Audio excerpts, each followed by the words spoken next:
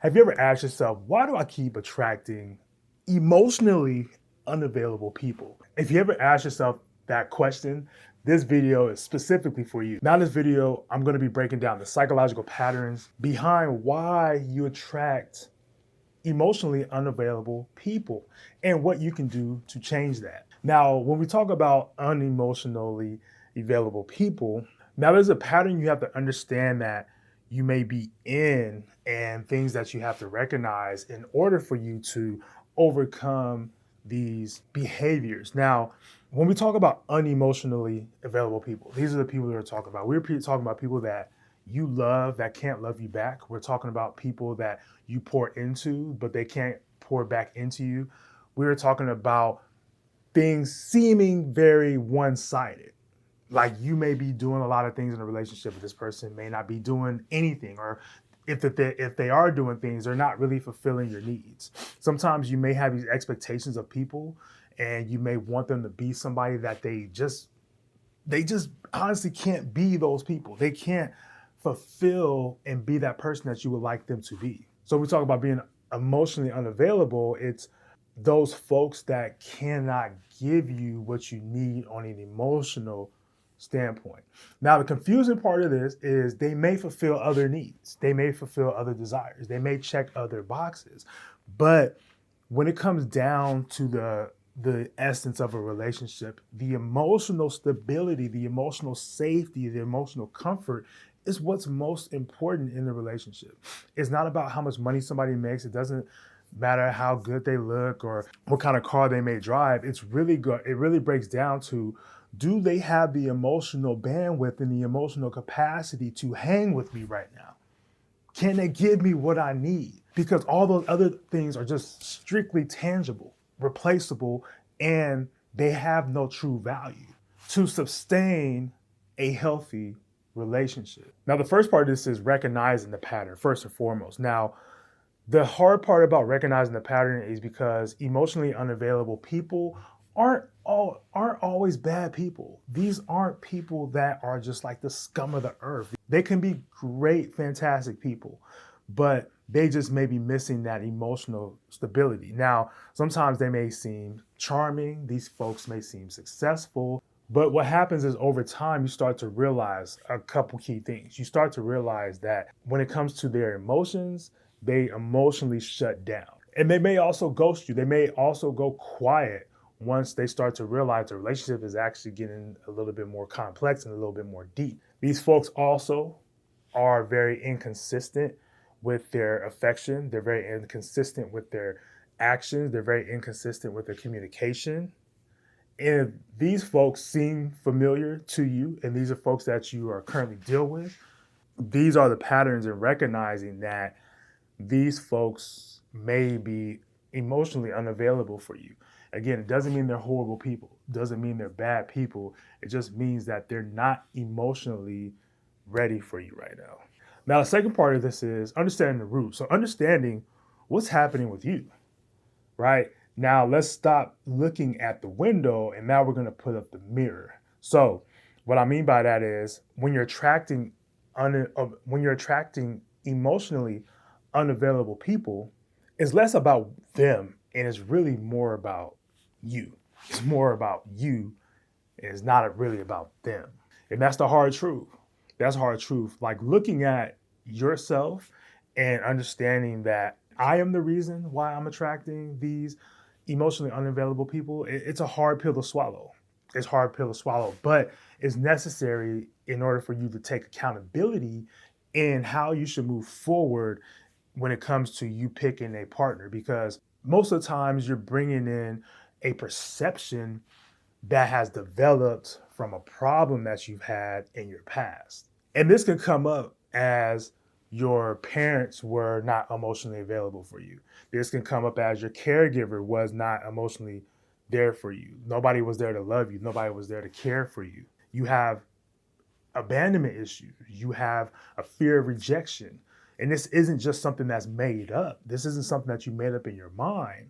This is a rule that you made based on your own experience. So when you think about what you're attracting, You may be grasping on to somebody because you have a fear of that abandonment.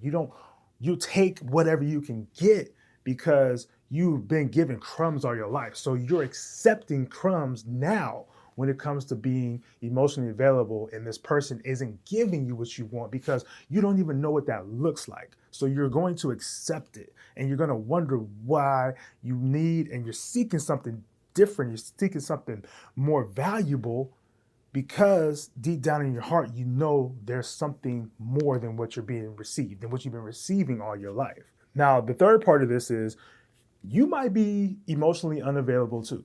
Not alone emotionally unavailable for anybody else, but you don't even have the capacity to do that for yourself.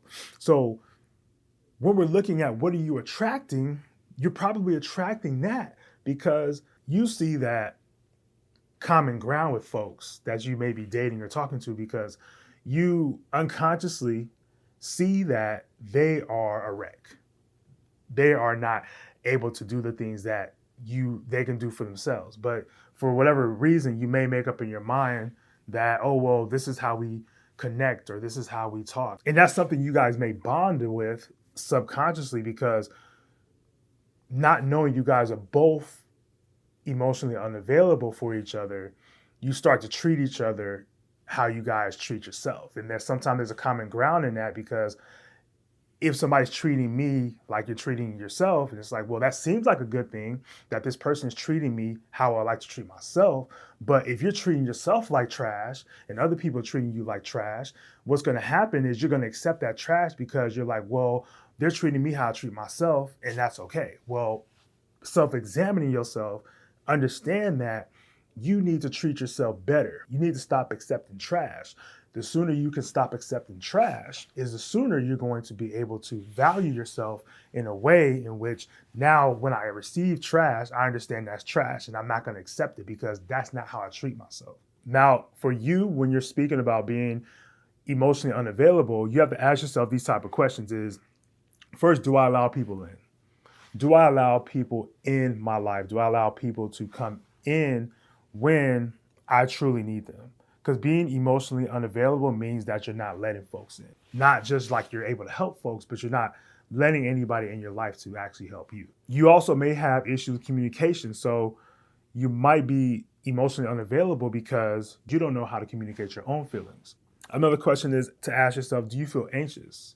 Do you feel anxious when other people are around you? Like, do you feel as if when people get close to you, it rubs you the wrong way? Like it doesn't feel good because anxiety sets in because there's some uncomfortability there to where you either are going to fight off somebody, you're going to put up defense mechanisms to get this person away from you, or you're just going to not know what to do and wonder why the relationship you're in is not working. Now, the fourth part of this is that there may be a fear there. There may be a fear for you that you may fear intimacy, or you just feel as if you don't deserve a healthy relationship. You don't deserve to be open to somebody else. Like, again, if you've had past experiences where you were deflected or you were shunned down or abandoned, you may not feel as if like you deserve or you feel worthy of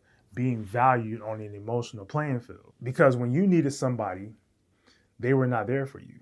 When you needed to be poured into, you had nobody to do that for.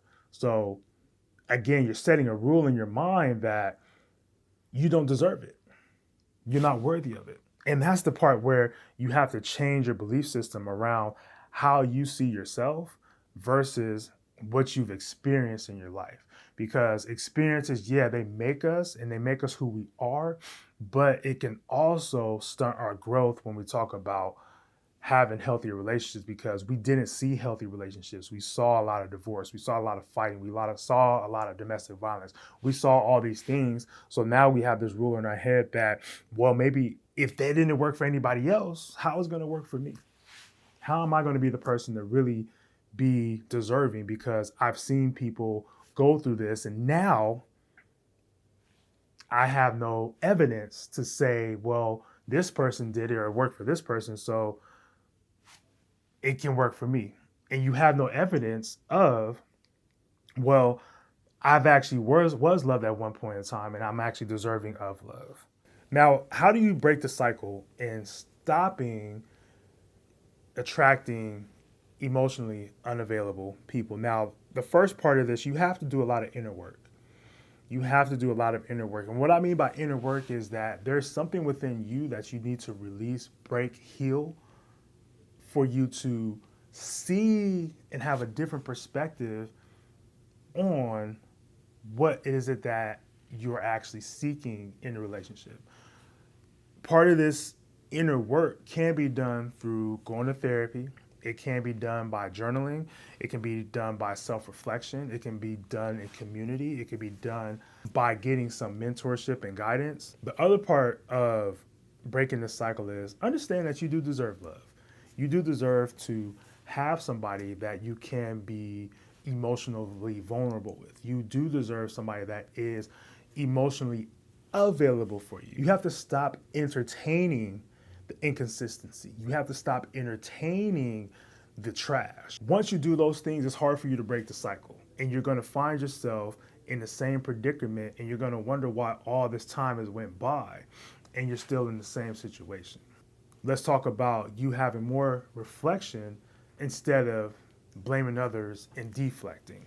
In addition, most definitely be honest with yourself throughout this process. There's no room for lying. There's no room for being untransparent.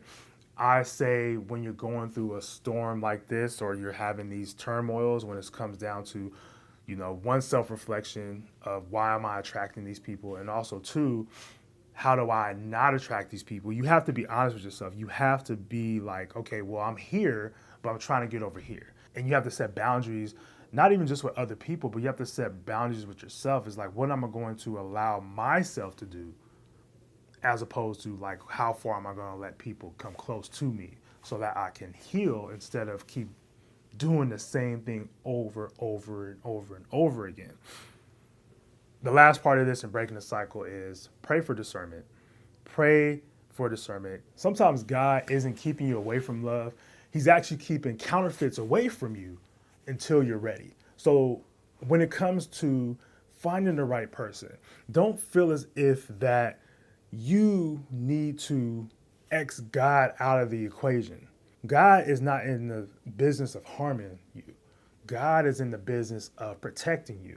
And when things don't go our way, or you wonder why a relationship didn't work, or why this person dumped you, or why this person cheated on you, or why ever the relationship ended, or why I can't find a good person, just understand these situations and these turmoils that you go through, and God has you going through these tests, aren't meant to harm you. They're meant to protect you until you are ready. I appreciate y'all for tapping in.